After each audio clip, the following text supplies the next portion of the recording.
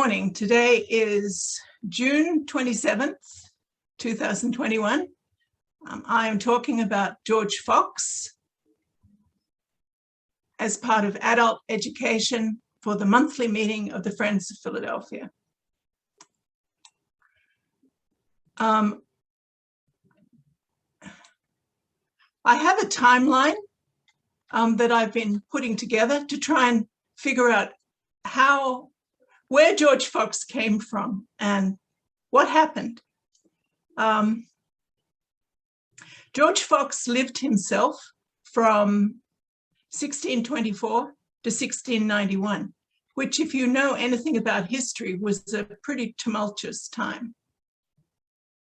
However, I want to go back before that, before he was born in 1624, long before, 300 years, well, 250 years before that.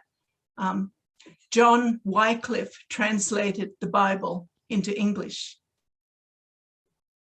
So there was an English version of the Bible. Now that's very important to understand what happened, why George Fox was able to do what he did, why Martin Luther was able to do what he did. And there's a direct line back from George Fox through Martin Luther, Emperor Augustine, Jesus, if you follow the lines.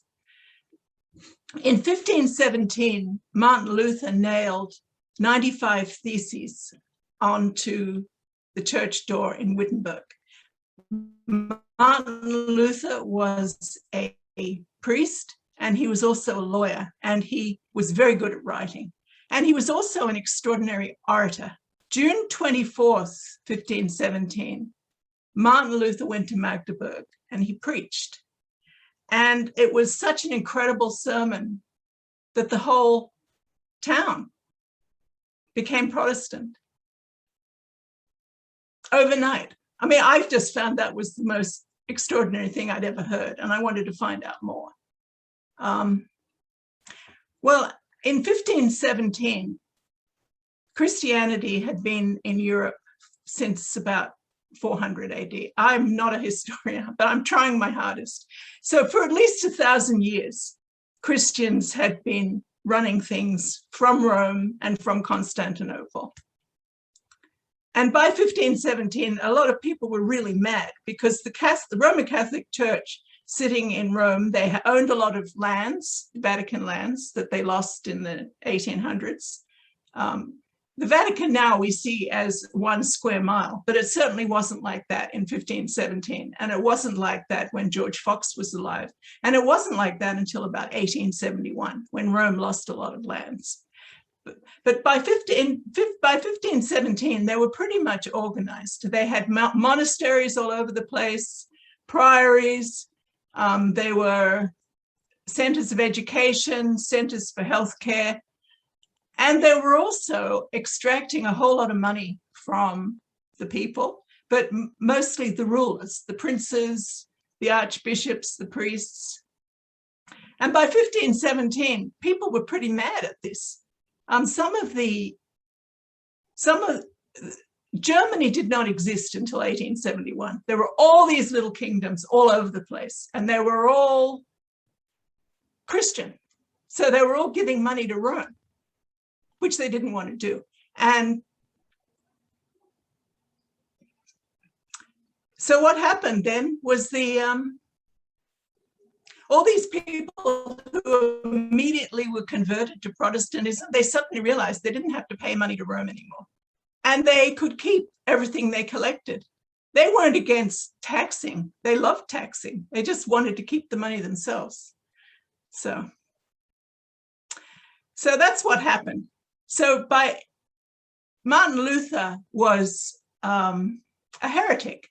He'd been saying that God does not come through the Pope anymore. And he said 2 important things. He said that the Bible is the most important thing with the Christian religion, and you should believe every word in the Bible.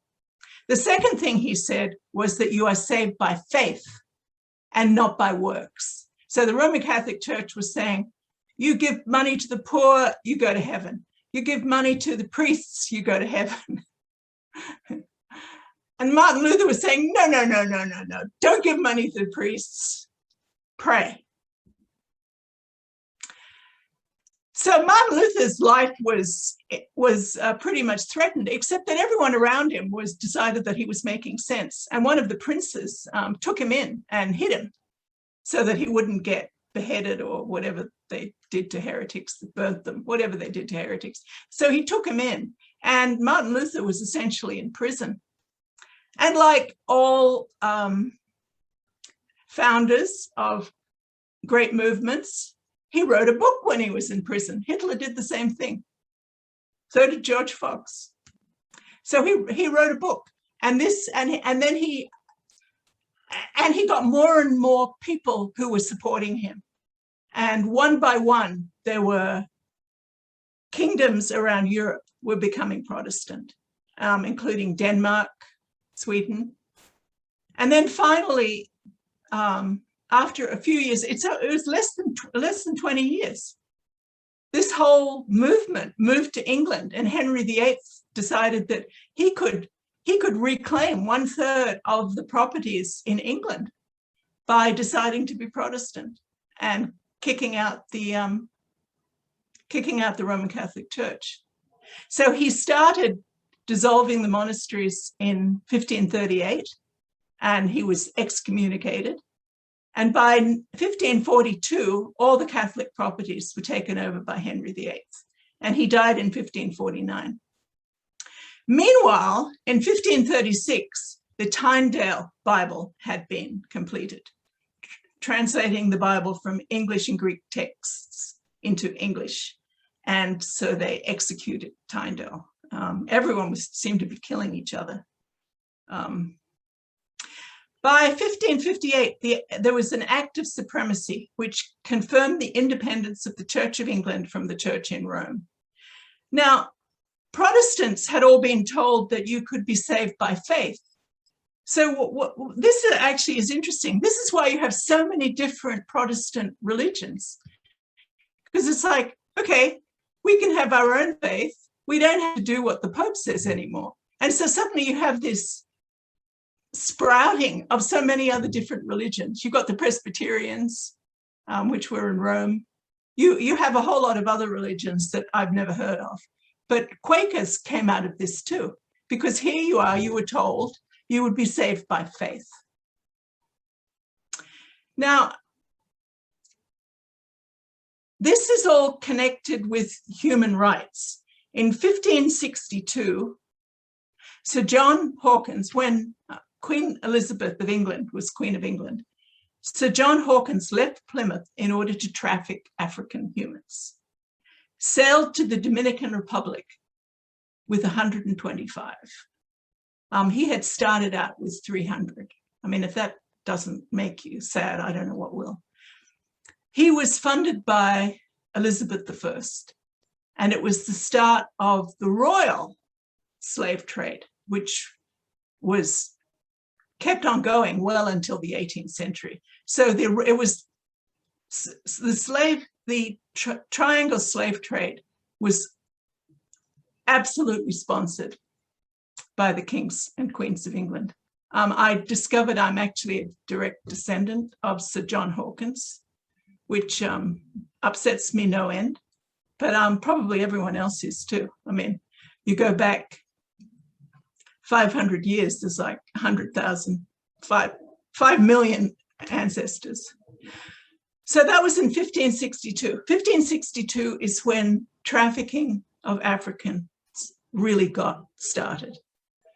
1599, Oliver Cromwell was born. Now, Oliver Cromwell was very much part of George Fox's life. In 1614, a little girl was born and became Margaret Askew. Now, her importance is she grew up, and when she was 18, she married Judge Thomas Bell. Now, George Fox could not have done anything without the help of Margaret and Thomas Fell. Okay, so Margaret Fell was born in 1614. She married the Judge Thomas Fell in 1632. Meanwhile, in 1616, Isaac Pennington was born. Now, Isaac's father was the Lord Mayor of London, and he actually had all his property seized by Charles II for being part of the trial of Charles I. This was a very tumultuous century. Isaac Pennington's granddaughter married William Penn. So what I'm doing now is I'm telling you the very important, powerful, wealthy people that were involved in George Fox's rise. So we have Oliver Cromwell, who became the protector of England. We have Margaret Fell, who became his chief sponsor, and he even married her, which I find absolutely incredible. Isaac Pennington, whose father was, as I said, Lord Mayor of London, but he was also a member of Parliament. So here are all these people had all been born, and then in 1624, George Fox was born in Fenny Drayton. 8 years after George Fox was born, Margaret married Thomas Fell. 1643. Now this is, I want to tell you where I get all my information from. Three sources. One is stories people have told about George Fox, who were there. So they're like first-hand accounts. Secondly, George Fox's words himself, which is definitely a first-person account. And thirdly, people's opinions of George Fox. I have a lot of very nice books. Rufus Jones and Henry Cadbury were two Quaker theologians who wrote an enormous amount, and really they together founded the American Friends Service Committee when the President of the United States was a Quaker, which is how the American Friends Service Committee got started. The theme throughout this is, if you want to start a movement or an organization that works, hang on to someone who's very rich and very powerful. Rufus Jones and Henry Cadbury certainly understood that. Martin Luther certainly understood that. I mean, he wasn't messing around with regular people. He was messing around with kings and archbishops, incredibly wealthy people. He was not interested at all in ordinary people. He very happily genocided a whole bunch of people who wanted human rights forms, but that was never what Martin Luther wanted. Martin Luther just wanted a regime change. He was very happy with what was going on top, but he wanted a regime change. He didn't want a revolution. This is another nice book too, Friends in the Americas. I'm just showing you some of the books that I'm using. This is a book that I think everyone connected to Arch Street should read. Greg Barnes, who is a member of Central Philadelphia Meeting, Philadelphia's Arch Street Meeting House. And this is another nice one too, Quaker Spirituality, which is a whole group of essays. Most of these books came from Philadelphia Yearly Meeting Library, which really isn't a library. It's a collection of books on the balcony over an event space where they actually hold choir practices, which is an odd place for a library. This is very nice too. Esther Greenleaf Muir is a member of Central Philadelphia Meeting, and she put together this, and it was published by the Fellowship of Quakers in the Arts. And it's all about George Fox objecting to singing and dancing and all sorts of things. And I'll actually read you the first. George Fox in 1658. O ye poets, jesters, rhymers, makers of verses and ballads, who bend your wits to please novelties, light minds, who delights in jests and toys, more in the simple naked truth which you should be united to. You are for the undoing of many poor souls. It is your work to tickle up the ears of people with your jests and toys. This proceeds from a wrong heart where dwells the lust, and feeds the wrong heart and mind and wits, which brings them to the grave and dust, and there buries the minds and clogs the nature, which is a shame to all that be in the modesty and pure sincerity and truth and cleanness of mind. Wow. This is Martin Luther. That's my other book. Okay, but I was telling you how George Fox fits in all of this. So already, you know, he doesn't like music and dancing. And what else doesn't he like? He doesn't have a problem with slaves. He doesn't have a problem with slaves. And I think a lot of that is because the slave trade really wasn't in full swing when he was alive. It was just as horrific as you've heard. It was horrendous for everyone, but he may well not have understood it or known it. Although he did go to Jamaica, he did go to the Dominican Republic, but who knows who he talked to?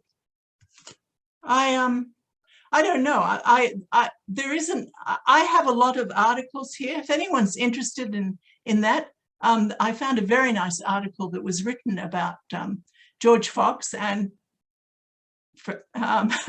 monthly meeting the Friends of Philadelphia, who very happily kept slaves. And anyway.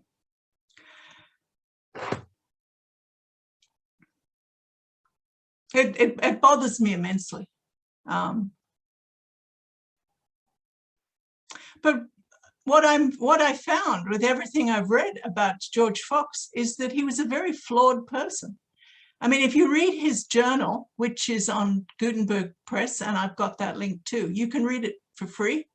And you can also listen to it. There's a very nice recording that was made last year of George Fox's journal. Now, George Fox's journal, this is the thing. George Fox wrote an enormous amount. He wrote pamphlets, he wrote letters. He loved to write, and he was obviously very good at it. But his journal was heavily edited by others. I'm not sure who it was that edited it, but there was a lot of editing going on, and they took out all kinds of stuff. Like he's talking, like his charismatic stuff, his Pentecostal stuff, his healing. I found a video from a member of Haddonfield Meeting, Michelle Tarter, whom I've known for a long time. She's professor of English at Rutgers University, and she's a Quaker theologian. And she wrote about it, his healing ministry. Now, if you've spent time in Africa and African communities, as I have, you know that healing, touching people and they're healed, praying over and they're healed. I was once sued for $20 million by this woman who claims that her father rose from the dead after 3 days. And that isn't why she sued me. It was something else. But she's really good at lying, is what I'm saying. And the issue too of, and George Fox talks about that too, people who were dead and he just came to them and they lived. Well, they might not have been dead. I mean, this is the thing. And maybe they were lying, and maybe they leave out all the dead people that they didn't raise from the dead, and all the people they didn't, make sick. I mean, make well after being sick. My parents were both physicians, so I've never been anti-medicine. And in fact, when I was little in New Zealand, we lived in a hospital, and my PhD and all my research was in medical schools, and my colleagues were all physicians. I even married 2 physicians at one stage.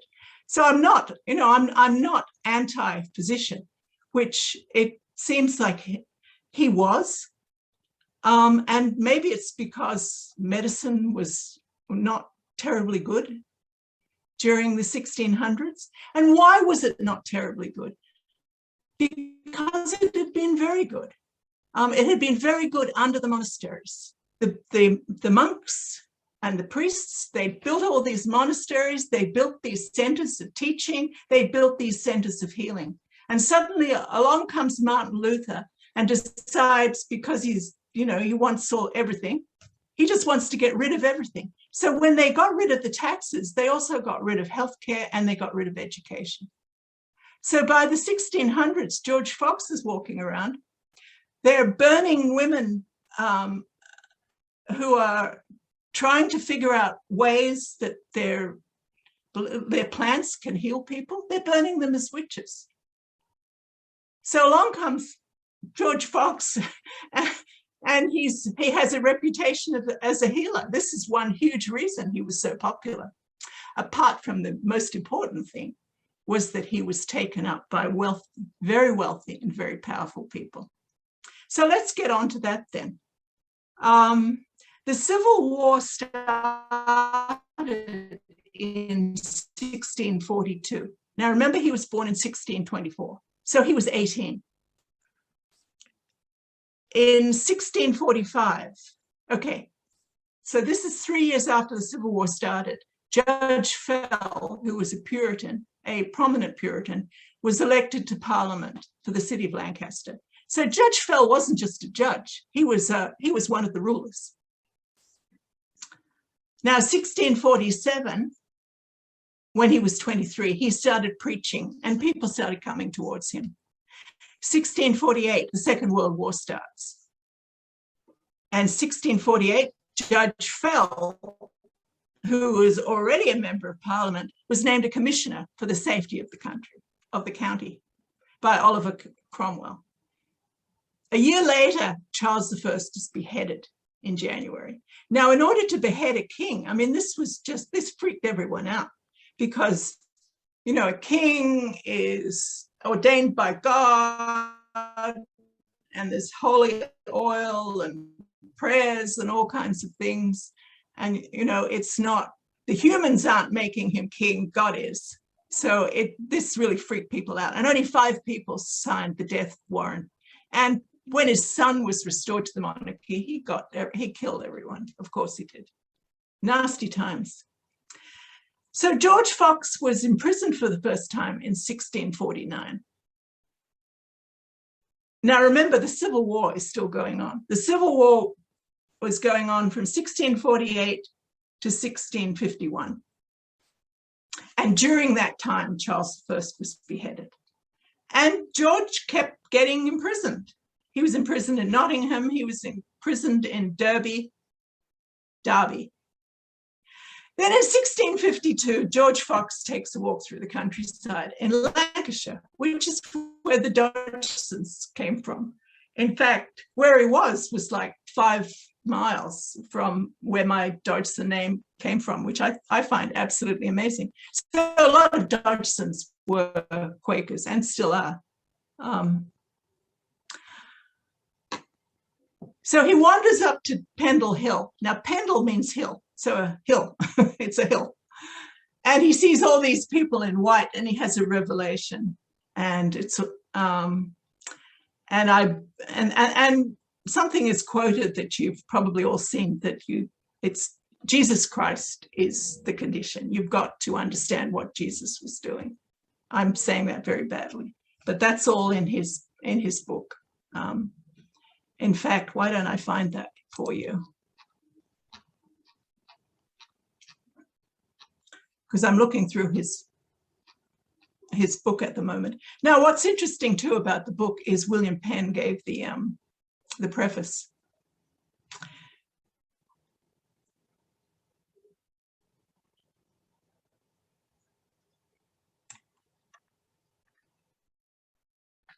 Anyway, I can't find it. But that was his revelation. And that is when the Religious Society of Friends is supposed to have started in 1652. Now, luckily, in 1652, this is when he met Margaret Fell. Now, what is interesting about this is he met Margaret Fell. When Judge Fell was racing off, you know, he was off somewhere, being a judge, being a commissioner, being a member of parliament. And George Fox somehow came across them. I'm not sure whether he just wandered into their house or what happened. But George Fox converted, whatever that means. Converted them all. And then Judge Fell came back and George Fox met him and he explained to him what he'd done, what he'd said and how great it was. And Judge Fell, who was definitely a very enlightened husband, he said, okay, you can all use my huge house, Swarthmore Hall, for friends to meet in. And he used to sit at the door when friends were meeting in I guess they had huge rooms, whatever huge room, in order to make it quite clear that he approved of what was going on. And his wife is quoted as saying he was very loving to friends. So 1652, later on, George Fox was arrested for blasphemy. I'm amazed it took so long, but I guess it took a while for people to realize what he was doing. He was released because one of the judges was Judge Fell. It really helps to know people in important places. Then 1653, he was arrested in Carlisle. Then he was arrested in Leicestershire. Now, in 1654, when he was arrested in Leicestershire, this is really fascinating. He was brought to London and he spent a whole morning hanging out with Oliver Cromwell, speaking truth to power. Wow. He had, whoever was prosecuting him wanted to have him executed, but somehow this went to Parliament and he wasn't, and the sentence of death was taken away. In 1655, George Fox published a pamphlet, and you can read this pamphlet. It's called A Warning to the World Groping After Sects, Opinions and Notions. So, and it's very nice. And the front page says, a warning to the world that are groping in the dark after sects, opinions and notions, which are all with the light condemned and by the children of light declared against. By G. Fox, London, printed for Giles Calvert at the Black Spread Eagle at the West End of Paul's, 1655. Them which the world, who are without the fear of God, calls Quakers in scorn, do deny all opinions, and they do deny all conceivings, and they do deny all sects, and they do deny all imaginations and notions and judgments, which riseth out of the will and the thoughts, and do deny witchcraft and all oaths and the world and the works of it, and their worships and their customs with the light, and do deny false ways and false worships, seducers and deceivers, which are now seen to be in the world with the light, and with it they are condemned, which light leadeth to peace and life from death, which now thousands do witness, the one teacher, Christ, him by whom the world was made, who reigns among the children of light, and with the spirit and power of the living God, doth let them see and know the chaff from the wheat, and doth see that which must be shaken, with that which cannot be shaken nor moved, which gives to see that which is shaken and moved, such as live in the notions, opinions, conceivings, and thoughts and fancies. These all be shaken, and comes to be on heaps, which they who witness those things before mentioned, shaken and removed, walks in peace, not seen and discerned by them, who walks in those things unremoved and not shaken. Okay, he goes on for quite a few more paragraphs, but you can see his main inspiration is Jesus. And that's what he sees that he's following. He's following the light. I'm not sure who first started talking about the light. I do know that George Fox seemed to have spent his youth and actually all his life walking around with Bibles. He was always, if you read his autobiography, you see he kept coming across people and trying to find out, trying to talk to them about religion, about Christianity, about faith, and they all let him down. So what he was doing, what he did, and he describes this a lot, is he just grabbed his Bible and he'd go off and find a hollow tree. Now, I left England a long time ago. I'm not sure why there are so many hollow trees in England, but it seems like that's what he liked to do. It's just a lovely image of this young man all just curled up in a hollow tree with the Bible. Yeah. In 1655, Isaac Pennington published a pamphlet. Now, I told you about Isaac Pennington earlier. His father was Lord Mayor of London, and his granddaughter married William Penn. So his father was Lord Mayor of London and had all his property seized by Charles II for the trial of Charles I. Okay, getting back to that, 1649, January 1649, Charles I is beheaded. Then you have, I suppose it's a republic, but it's Oliver Cromwell. This is very confusing to me, how this all happened. But around 1660, there was a restoration of the monarchy, and Charles II became king. And his wife was Catholic, and she wouldn't take part in the coronation because he was a Protestant. And then they kind of ran out of Protestants. So they had something called the Glorious Revolution in 1688. This is amazing. So this is all happening while George Fox is running around. He's traveling to America. He's preaching. He's writing everything. 1681, Charles II gave William Penn's father Pennsylvania and Delaware. 1682, William Penn lands in Pennsylvania. So, but the Glorious Revolution in 1688 was suddenly the king that was going to be next was Catholic. So there was a revolution when the people of England removed the King of England again, and William of Orange somehow or other just sort of happened to wander into London and became the King of England. Very interesting. And then 1689, the Bill of Rights was written in England, which includes the freedom of speech, rights to the petitioned king, and not be prosecuted for it. So a lot of, everything was happening then. And I didn't even get to something incredible. 1666 was the Great Plague of London, which ended up killing 100,000 people, 25% of the population of London. So here they've had this, they've chopped the head off the king, they've had 2 civil wars, they've had the restoration of the monarchy, the Royal Africa Company was set up to have a monopoly of trafficking in humans from Africa, given to the royal families.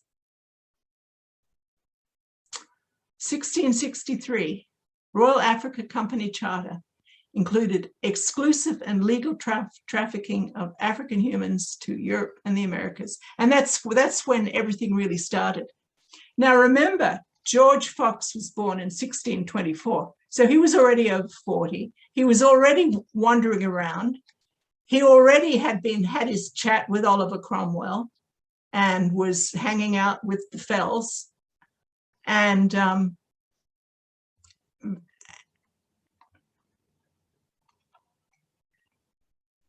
when all this started happening, it may well be that so much was happening was that he just wasn't paying attention. I cannot believe that he would not be opposed to slavery. given everything I've read about him. He was clearly a very compassionate person.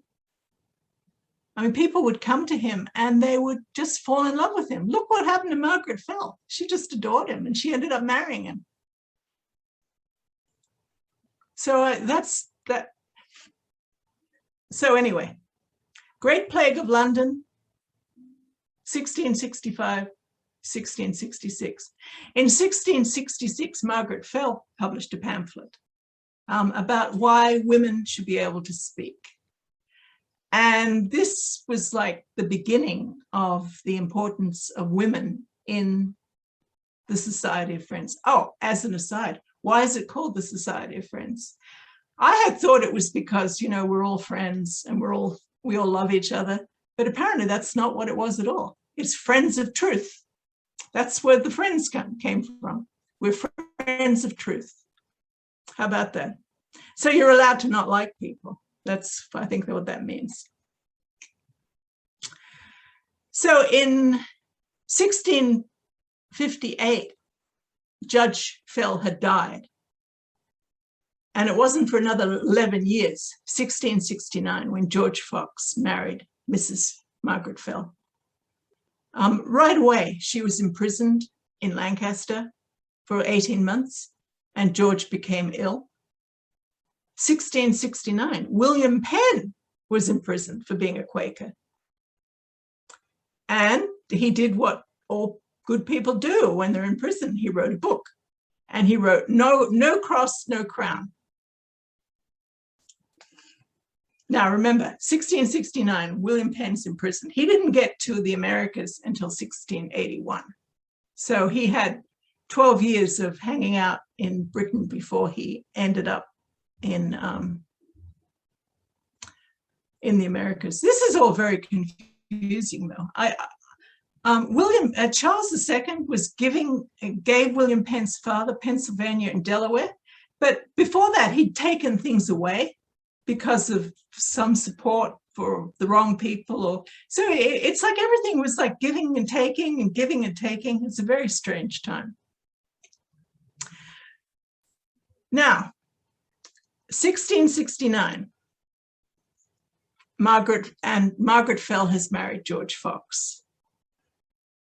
She's in prison. He becomes ill.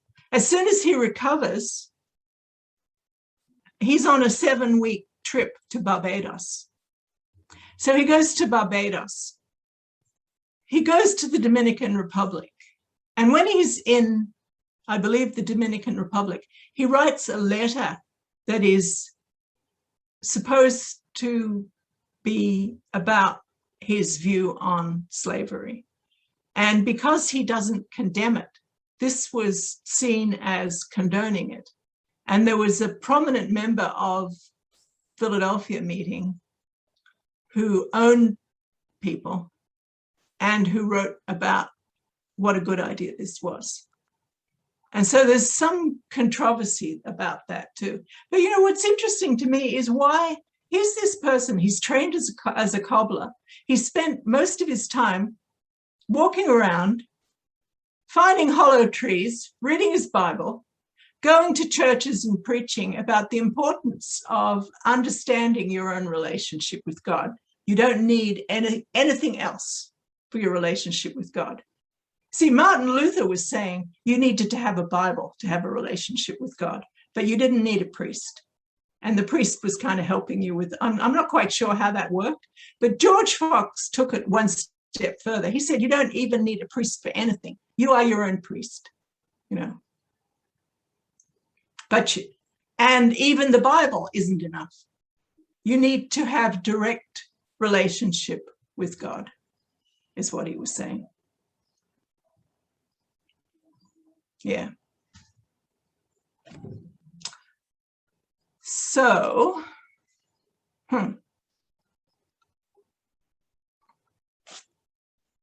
So here he is then. This cobbler suddenly is an expert on arts. He's an expert on education. He's an expert on medicine because he's a healer. And he wrote some book called something about healing that Henry Cadbury reconstructed from his book. So this book, when he died, he had 13 people who were supposed to be his executors and make sure this book on miraculous healing was published, and it disappeared. They didn't much like this side of him. And then that was reconstructed by Henry Cadbury. And I found a very nice video, as I said before, by Michelle Tata, who talks about this miraculous healing. But it was interesting how people, you know, once it started becoming a movement, which it was, they were realizing George's deficiencies as well as his strengths. You know, you sort of take the good part and you build on that, and you just forget about the parts that don't work. So was he, I haven't even told you about James Naylor, but James Naylor was his chief rival for being the charismatic leader of this movement. James Naylor and George Fox did not get along, because they were both doing the same thing, which was telling people that they can take control of their own destiny, their own faith. And apparently George Naylor was an even more charismatic speaker than George Fox. And he was better at healing, whatever that means. And but he did something incredibly stupid. He gathered a whole lot of followers, and he reenacted Jesus going into Jerusalem on a donkey on Good Friday, with him sitting on the donkey like he was being Jesus.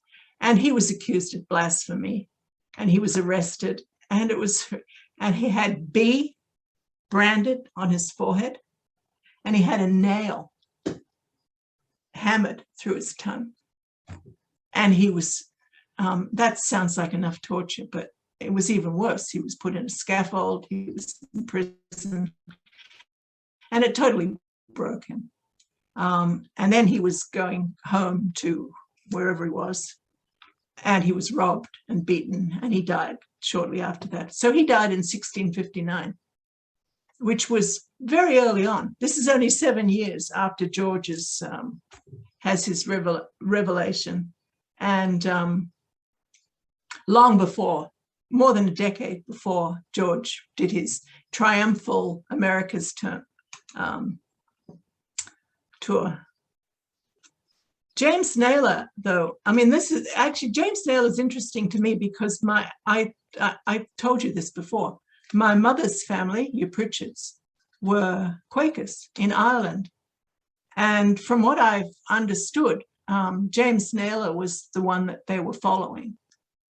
I don't know who the Pritchards were. I don't know whether they came from Wales or France. I really have very little understanding of who they were. But I know they showed up in Ireland around 1700, and they were linen makers. And in fact, my mother's family were linen makers right up until about 1920. Now all the linen is made in China. There's no linen really made in Ireland anymore. But that's what happened. You know, a whole community went over to Ireland, where they were not going to be persecuted as much as they were in England. So even though George Fox knew all these famous people and they kept getting him off things, for a regular person, being a Quaker was not a comfortable thing. And very likely that's why so many jumped on boats and came to Philadelphia and started the monthly meeting of the Friends of Philadelphia and all the other Quaker communities throughout the New World. Yeah, it's interesting because we're all connected one way or another. Okay, I think any questions? I will give you all my weekly newsletter. I'll put all the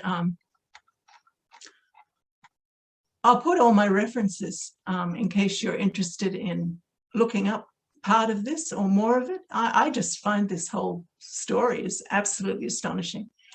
And I've told a very tiny fraction of it. So any questions that I will either try to answer or I will see if I can find something and get back to you on.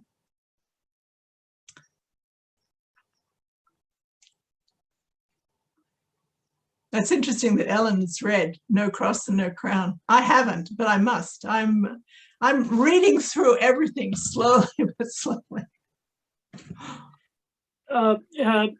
Susanna, this was so wonderful. I can't even describe it. It is just marvelous. And as a lover of history and relearning Quakerism, it just could not be beat. You're really to be congratulated. Thank you. Well, you know, I just told the story. They did it. That's true. Yeah. So anything controversial that I've said that, I mean, I'm not a historian. I mean, all I do is I read history, I read documentaries. I mean, as you know, my training is in science. But that was a long time ago. Yeah.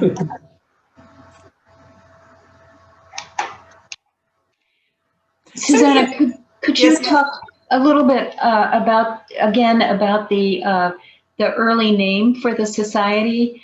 I had thought that one of the names was Religious Society of the Friends of God.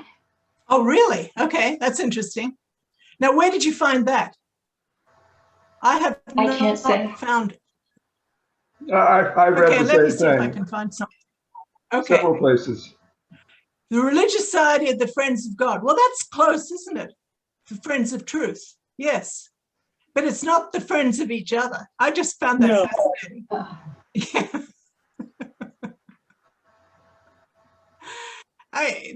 Getting back to the argument between James Naylor and George Fox, I mean, it was just awful what he did. George Fox visited him in prison, and I don't know, there was some kind of connection. He wanted to shake his hand or kiss him on the cheek or something, and George Fox gave him his foot to kiss. I mean, George Fox was a jerk. I mean, here's this very charismatic thing, but it's, of course, like everyone. I mean, we have our angels and our saints all at the same time. You know, I mean, but here's this person who was more like him than anyone else. And he, instead of supporting him in his time of trial, he's torturing him more. Now, I read that they had that they reconciled before James Naylor died, but I wonder if that's revisionist history. No, yeah.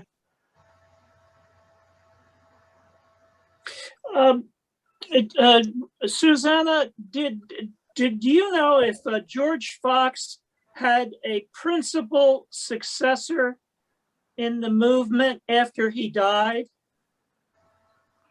That is interesting. No, but that's a very interesting question. So who took over? I don't know. That's very interesting. Well, of course. I mean, this was part of what he was saying. He was talking about a leaderless revolution of the spirit. So he didn't need a leader. I mean, everything he was doing was to try and not get himself killed or imprisoned. And then I guess other people were doing that too. Well, did William Penn's movement in Pennsylvania become the principal site of, or the principal energy of growth of Quakerism after George Fox? You know, but what's very interesting about that, and this is a very interesting book too, Friends in the Americas, is that Friends in the Americas did exactly what they wanted. So you had all these different streams. And that, of course, is the difference between being a Protestant and being the Roman Catholic Church, where everything happens in Rome, and you know, it's like a franchise. Quakers and Protestants were never like that, which is why there were so many sects opening up. And that's certainly true with the Quakers. There's so many different forms of Quaker thought, and so many different types of people who call themselves Quaker. I would, you know, the biggest number of Quakers in the world are in Kenya, but they are not recognizable for us. It's Pentecostal, it's ministers, it's the males in charge. You know, it's a very different form, and yet they call themselves Quakers. And I have also seen that too in various meetings around Philadelphia. Some Quaker meetings are very much spiritually based, and they're the ones that are doing well. Others are, it's essentially a tea club. You know, it's just it's a social group. And the ones that are social groups, they don't do as well, because when you're a social group and you know, and you don't like someone, they leave. There's no reason for them to stay. You know, I mean, it's, yeah, it's a much better way to keep things going, is if you have a spiritual basis for it, a faith base for it. You know, and following Jesus sounds like a good idea. But, you know, Jesus did the same thing too. It's interesting. I'm looking through all these people that started movements. I think there's a rule. If you want to start a movement, hang out with really wealthy people, and then the movement will happen. And which is why I think having the Friends School is a really important thing, because what you're doing is you're having a school for rich people. And Quakers as a group, anything as a group, cannot exist if it's just for poor people. That sounds elitist, but I don't think so. I mean, the thing is, though, that you have to, you know, you have to understand some people made a lot of money and they're very supportive of social groups, religious groups, and that's a good thing. Roseanne or Susanna, did Quakerism remain strong in England after George Fox? Yes, it did. And that's what's interesting is in the United States, we have all these yearly meetings. Britain has one yearly meeting and Ireland has one yearly meeting. That is it as strong as in the United States? No, there are fewer people. But I mean, you know, I've been to meetings in Edinburgh, Aberdeen, Oxford. So I've only been to 3 meetings. Oh, also online at Woodbrook. And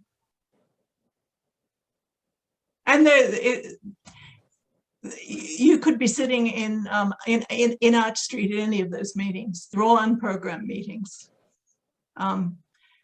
So is it strong? It's never been as strong as it was. I mean, we all know about the history of 1807 when in England it was made illegal to trade in humans. That stopped the slave trade in England. Then it was very big. I had an ancestor who I don't come from a very famous family, but every now and then I read something. It's like, oh my gosh, people had money in my family. And one thing that in my family that we owned was the priory on the Isle of Wight. And I know in the middle of the 1800s, this was rented out to Quaker meetings. So there were Quakers all over the place, and there were always Quakers in Parliament in England. There's a Cadbury who's a member of Parliament right now. Now in England too, Quakers were fries. You couldn't drink coffee and you couldn't drink alcohol and you couldn't drink tea. But what you could do is drink, well, tea everyone can drink. So cocoa was a big deal. And that started Cadbury and Fry's and Roundtree, these huge chocolate companies, but they also went into banking. And this is where banking and the slave trade ran across each other. Barclays Bank, Robert Barclay was a huge Quaker early on in the 1600s, and he wrote an apology for Quakers, which I've tried to read, and it's very difficult. So he wrote in Latin the basis for being a Quaker, and I understand this had a huge effect. Maybe I can talk about Robert Barclay some other time. But what's interesting about Robert Barclay is that, they started this huge bank, Barclays Bank, which is still very big in England now. But they made all their money on the slave trade, which is just shocking. So, I mean, it's interesting. In the early days of the slave trade, it's like, well, maybe they didn't see what was going on. I mean, it's hard to imagine that you wouldn't be appalled to see people in shackles being taken from one continent cruelly and taken to another continent with more than half the people dying on the way. I mean, it's hard to imagine how anyone wouldn't be shocked about if they knew that. But if you didn't know that, like, for example, with Bitcoin, I don't understand Bitcoin. Maybe it's really evil. Maybe it's really good. I don't know. So I can't take a stand against things I don't know about. Well, to give everyone a foretaste, at the end of this year, I'm going to give a adult education talk on the New Jerseyan John Woolman, who the Quaker from Burlington County, who went around to meetings in this whole area and in particularly to speak to Quakers during the French and Indian War who owned slaves here in this Delaware Valley, to try to persuade them to stop owning slaves. And he spent a great deal of his life doing that, trying to persuade the Quaker slave owners to give up their slaves. And he was assisted in that by other Quakers who were trying to get rid of slave holding by Quakers. During that period, which was the 1750s, 40s, 50s, and 60s. Oh. So at the end of this year, there you have it. Yeah. Some Quakers trying to abolish slavery in the 18th century.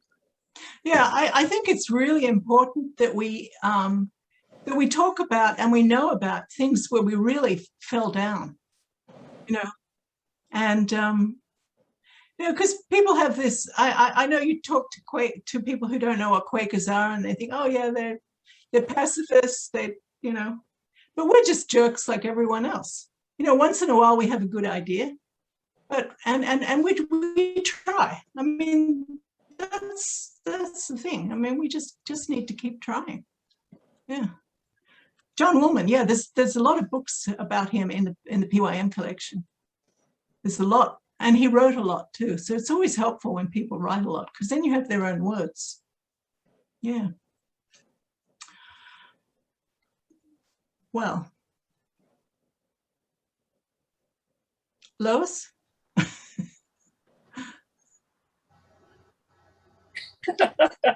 Hour's up. Would you like me to end the meeting now, Susanna? That sounds like a good idea. Thank you very much for this. Okay, I'll do that and hope that it recorded. Somebody put it to the cloud, and I'm not sure how to get it back, but we will figure it out. Well, I'll try to send it to you. Super good. Thank you. I'm technologically handicapped myself. Well, we'll figure this out somehow. I'm going to hit the stop recording button,